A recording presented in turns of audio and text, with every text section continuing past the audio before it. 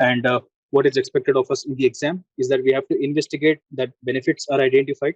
We have to document the agreement on ownership for ongoing benefit realization. We have to verify the measurement system, whether it's in place to track the benefits. We have to evaluate the delivery options, demonstrate the value. We have to appraise the stakeholders of value gain process. Again, here we have some hints about what to study. Some example questions also are available. Please give these questions some time before we move to the task 3. Moving on, domain 3, task 3, evaluate and address external business environment changes for impact on the scope. So what we should focus here is the words external business environment changes. So what happens here is that mostly our businesses are sometimes linked to the external environments as well. Like take the classic example of COVID outbreak. Many organizations have been shut down, and many organizations have moved to the work from home methodology, and virtual methods of working have come up.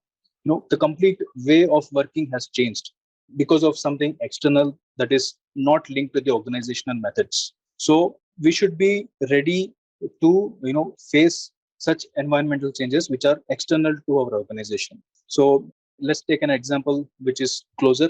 Like imagine you have a new regulation started which bans one of the chemicals, and this chemical is a raw material for our product, so we cannot use it from the next day. So all these regulations we should be really aware of.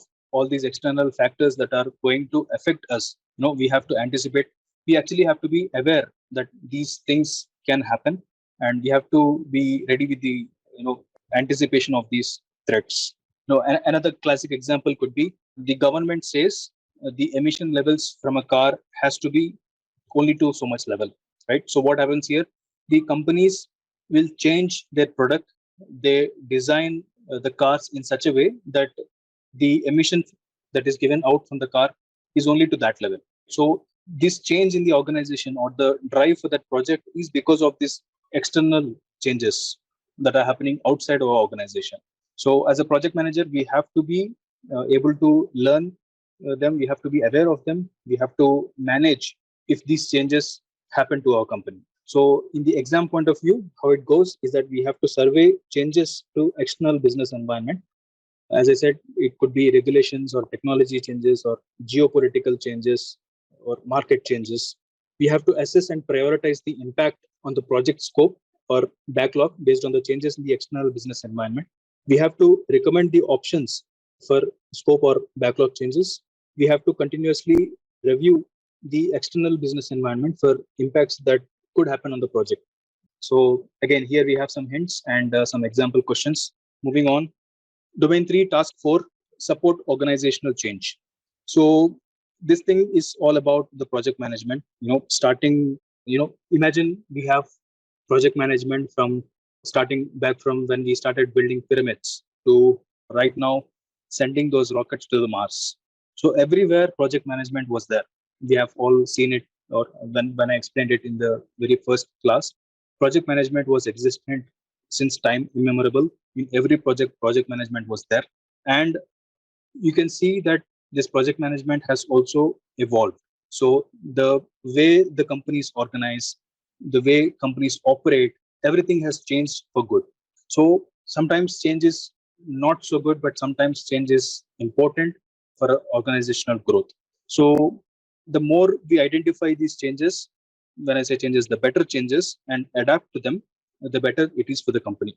So we have to be aware of the inspection methods to identify the change. We have to identify this good change, and then we have to promote the change. It could be cultural change as well. So we have to find ways to relate the systemic changes to the project scope, and we have to identify whether it is time to change or not. Right? Sometimes this change is driven by also external factors. Nokia was using Windows software while the complete other phones companies were going to use the Android version of software. So the Nokia did not adopt this change, and we all know what happened to that company. So Nokia is still a very good company. I'm not demeaning the company Nokia here. Just an example for you to understand. So what is expected of us in this task is that we have to assess the organizational culture, and then we have to evaluate the impact of this organizational change that we are going to propose to the project and determine the required actions. We have to evaluate the impact of the project to the organization and determine the required actions. So some hints are given about how we have to learn this task, and then some example questions are given here.